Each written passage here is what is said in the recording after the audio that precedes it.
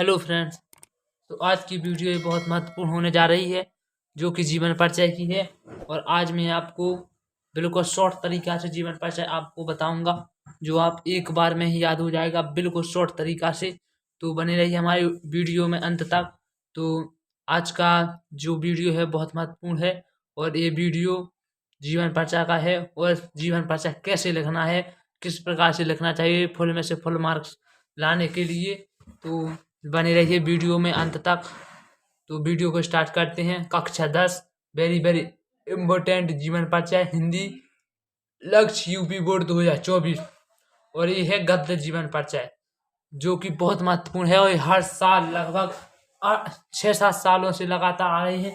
और मैं आपको बताऊंगा आचार्य रामचंद्र शुक्ल एवं जयशंकर प्रसाद का जीवन परिचय, वो भी बिल्कुल शॉर्ट तरीका से। तो शॉर्ट एंड जीवन परिचय मतलब कि जीवन परिचय बिल्कुल सरल तरीका से। तो बने रहिए वीडियो में। वीडियो को स्टार्ट करते हैं।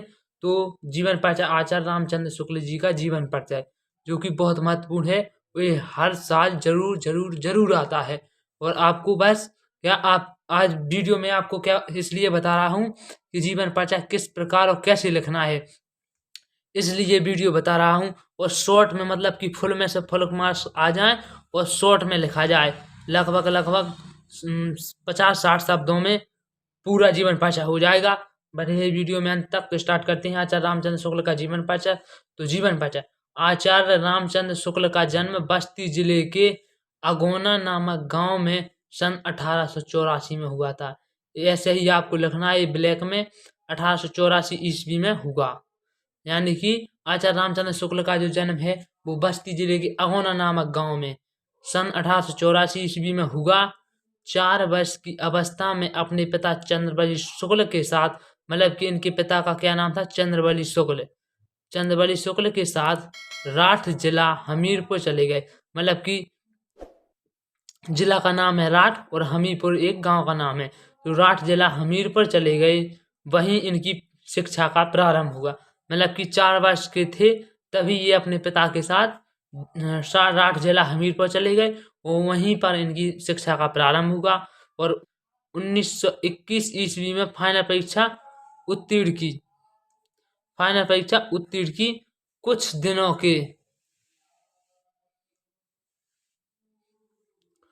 दिनों तक नागरिक पिछाड़ी सभा पत्रिका का संपादन किया। आपको ये इनकी पिछाड़ी सभा यानी कि ये इनकी पत्रिका है, तो इसको भी ब्लैक में लिखना है। तो नागरिक पिछाड़ी सभा पत्रिका का संपादन किया। उसके बाद काशी विश्वविद्यालय में हिंदी के अध्यापक बने, और वहीं 1937 में विभागाध्यक्ष हो गए। यानी कि अध्यापक से प्रधानाचार्य मतलब विभागाध्यक्ष हो गए। श्वास का दौरा पड़ने के कारण 2 फरवरी, आपको यहाँ ब्लैक में लिखना है, और कोई पेन का यूज नहीं करना है। ब्लैक एंड नीला, ये ब्लू एंड ब्लैक, ये दोनों पेन का यूज करना है। और जीवन परिचय मैंने आपको लिखा है इस प्रकार से, बस थोड़ा शॉर्ट में केवल इतनी ही लाइन लिखना है। बहुत महत्वपूर्ण महत्वपूर्ण आपको मैंने बता दिया है, और आपको आई होप आपको याद भी हो गया होगा। तो इनका जो श्वास का दौरा यानी कि हार्ट अटैक आने के कारण 2 फरवरी 1941 को इनका देहांत हो गया। 1941 को।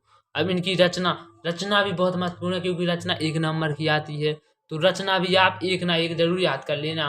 तो रचना में आपको बता दूं, सबसे पहली रचना है चिंतामणि, रश्मिमासा और विचार भीति। ये तीन है रचना है जिन आपको याद कर लेना है, और आपको बोर्ड एग्जाम में 4 नंबर पक्के हो गए। यूपी बोर्ड 2024 क्लास 10th के एग्जाम में 4 नंबर बिल्कुल पक्का पक्का, बिल्कुल गारंटी के साथ। बस इसी प्रकार से लिखना है, बिल्कुल शॉर्ट तरीका से मैंने आपको बता दिया है। बस अब आ गया जयशंकर प्रसाद का जीवन परिचय। ये भी very very very very most important जीवन परिचय है, और ये भी बहुत महत्वपूर्ण है। और शॉर्ट में मैं आपको बता रहा हूँ। आई होप आपको एक बार में ही याद हो जाएगा। अगर याद नहीं होगा तो आप नोटबुक में लिख लें, या फिर दूसरा वीडियो देख लें, तो आपको पक्के में याद हो जाएगा, ये मेरी गारंटी है। तो मैंने आपको ये जीवन परिचय बताया, बिल्कुल शॉर्ट तरीका से बताया। इतनी शॉर्ट तरीका से कोई नहीं बताएगा। बस आपको इतना ही लिखना है, वरना इससे छोटा लगेगी तो आपके नंबर कट सकते हैं।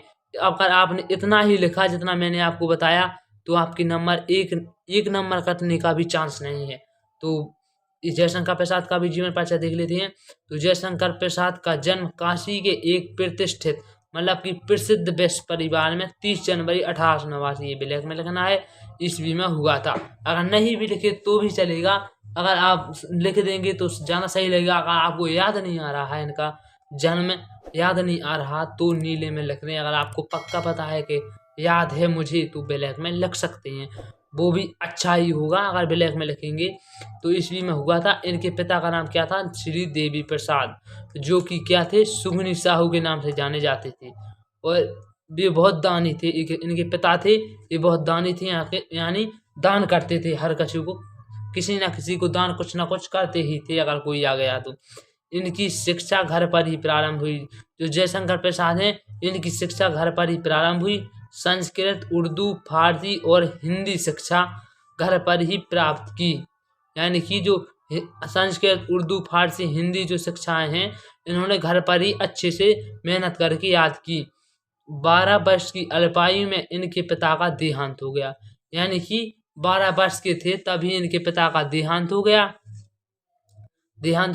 इनका अधिकांश जीवन काशी में बीता, मतलब कि इनका अधिकतर जीवन काशी में बीता, मतलब ज्यादा से ज्यादा जीवन काशी में बीता। जीवन में 3-4 यात्राएं करने का अवसर मिला और फिर यक्षमा यानी कि टीबी के कारण इनका देहांत 15 नवंबर ब्लैक में 15 नवंबर 1937 को हो गया। यानी कि इनको टीबी की बीमारी हो गई और ये 15 नवंबर 1937 को इनका देहांत हो गया। और इन्होंने 3-4 यात्राएं भी की, फिर इनके बाद इनका मृत्यु हो गई। इनकी रचनाएं कौन कौन सी हैं? आपको कम से कम 2-3 रचना तो याद करना ही पड़ेगा, क्योंकि एक रचना तो आपको पक्का में लिखना है और बहुविकल्पी में भी आ सकता है तो उसमें भी आपको लिखना पड़ेगा।